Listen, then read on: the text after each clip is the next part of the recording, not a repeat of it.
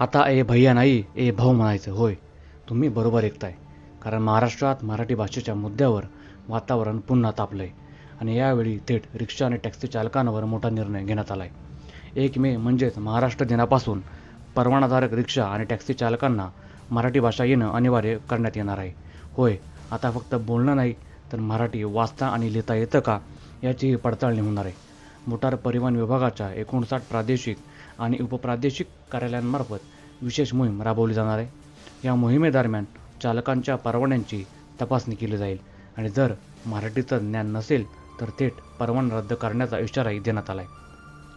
परिवहन मंत्री प्रताप सरनाईक यांनी स्पष्ट सांगितलंय की रिक्षा किंवा टॅक्सी परवाना देताना स्थानिक भाषेचं ज्ञान असणं हा नियम आधीपासूनच लागू आहे. मात्र मुंबई महानगर क्षेत्र, छत्रपती संभाजीनगर आणि नागपूरसारख्या शहरांमध्ये अनेक चालकांना प्रवाशांशी मराठीत संवाद साधता येत नाही. काही जण तर जाणीवपूर्वक मराठी बोलण्याचं टाळतात. अशा तक्रारी मोठ्या प्रमाणात समोर आल्यात.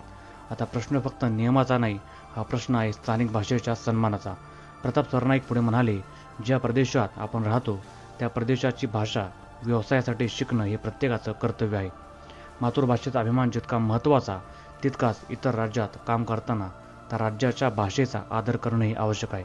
मग आता पाहणं महत्त्वाचं ठरणार आहे की हा निर्णय खरंच अंमलात येतो का आणि चालक याला कसा प्रतिसाद देतात.